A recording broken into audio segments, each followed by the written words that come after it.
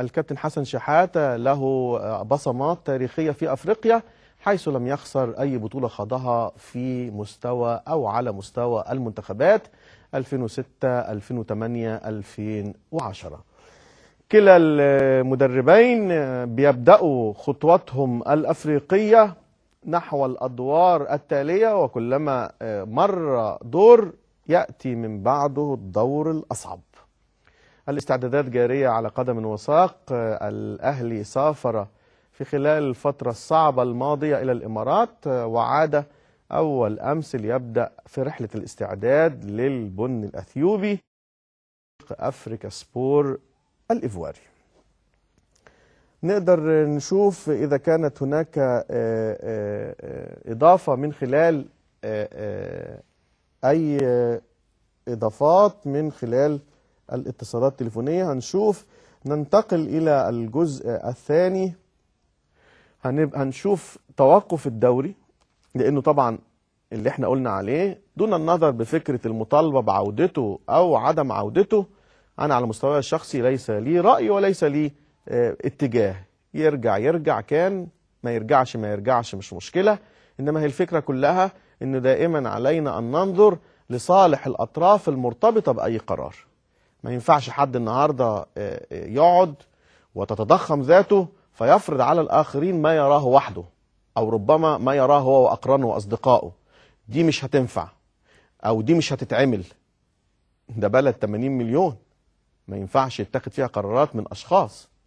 عشان كده خلينا نشوف تقرير. بس قبل التقرير هنشوف الأستاذ الكابتن حمادة أنور مدير إداري فريق نادي الزمالك، ومعاه نتابع آخر استعدادات الفريق لمباراة أفريكا سبور. مساء الخير يا كابتن.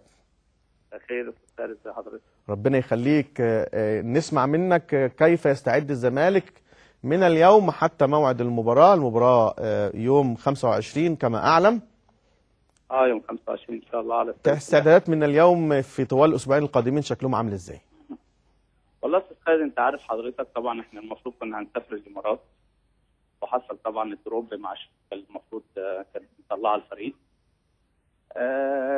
حصل لنا كذا عرض من الكويت، وبعد كده في عرض ثاني من السودان. وبعد كده أنت عارف الوقت بقى ضيق، فيعني الجهاز الفني بيفكر إن إحنا نعمل معسكر في مصر إن شاء الله، بحيث إن إحنا نقدر نلعب مباريات ودية مع أندية الدوري الممتاز. لان احنا العروض اللي جايه كلها من فرق مش في الدوري الممتاز، يعني ممكن تبقى اخر الدوري او من الدرجه الثانيه، فطبعا مستوى الاحتكاك مش هيبقى قوي. بنتكلم تقريبا في اقل من 14 يوم. فاهمني حضرتك؟ فده الارجح، يعني ده الارجح لحد دلوقتي ان يبقى في معسكر في مصر قبل المباراه ان شاء الله. بنتكلم على ال 14 يوم دول بشكل محدد، هم اقل من 14 يوم كمان.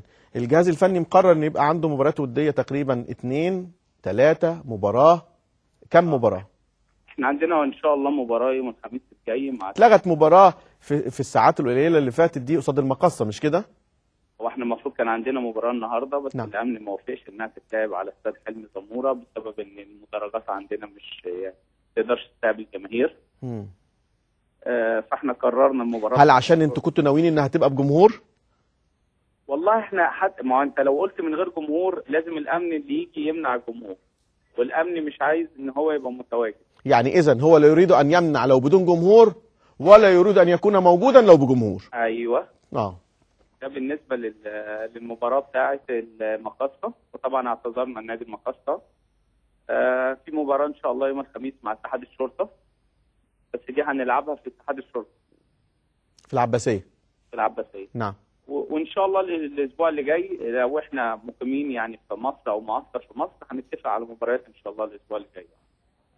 اللي بنتكلم على المشاركه في كاس مصر يا كابتن حماده، هل هناك بلوره لقرار بالمشاركه، ام انه المساله منطقيه انه النادي هيشارك، ولا تعليق على هذه المساله؟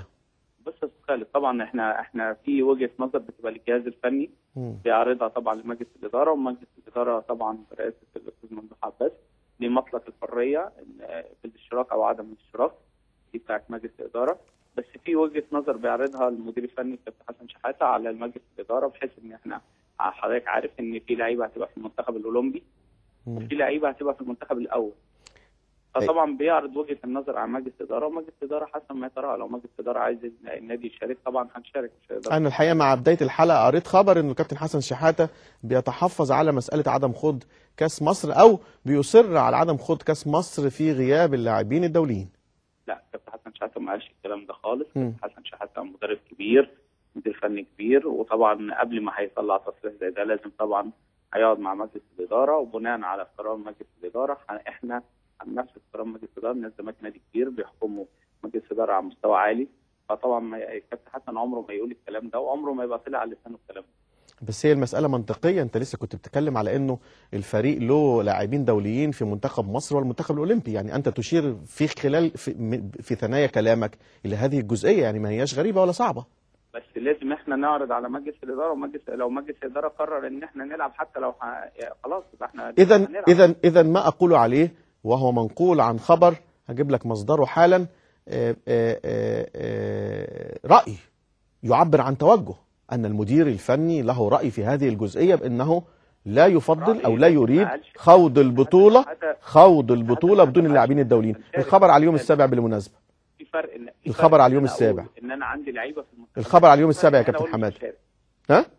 في فرق ان انا الخبر على اليوم السابع، حضرتك خدت بالك من مصدر الخبر اليوم السابع؟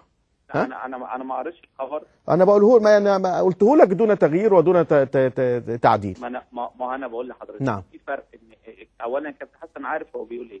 في فرق ان هو بيعرض وجهه نظره ان هيبقى في لعيبه في المنتخبات. ما احنا ما قلناش قرار. ان انا اقول ان انا مش هشارك. ما احنا ما قلناش قرار، احنا قلنا راي بتاعت النادي ومجلس الاداره. ما فيهاش كلام. بس النهارده إن فكره النفي، انت بتنفي حد يعبر عن رايه او ان هذا توجهه، لا ده موضوع تاني. طبعا. هل جالكم ما يفيد بمعرفه وضع فريق افريكا سبورت؟ تلقيتوا شرايط، تلقيتوا معلومات؟ طبعا احنا اتكلمنا في السفير، والسفير بعت لنا شرايط بس عن طريق DHL، هي لسه ما وصلتلناش، لكن في طبعا في خط اتصال مفتوح مع السفاره هناك، وان شاء الله يعني باذن الله هتوصل لنا، لان انت عارف حضرتك كمان احنا عايزين نعرف هل هم بيلعبوا على النجيل الصناعي ولا النجيل الطبيعي، لان ده بحيث الاستعدادات المباراه اللي هناك. هو لو في ابيجان ما فيش الا ملعب واحد، استاد فيبواني، والنجيل طبيعي والرقرقين، يعني ارتفاع 50 سم الملعب بتاعه، لان انا شفته شخصيا يعني. ايوه طبيعي. طبيعي. لو هو استاد فيبواني لو استاد فيبواني طبيعي، بس حاجه مؤلمه جدا، لانه تخنه عامل زي يعني كده حاجه بتاعت 20 سم النجيله بتاعته، زي الملاعب اللي هنا بتاعت القوات المسلحه، برضو بتبقى الملاعب زي كده النجيل بتاعها عالي كده.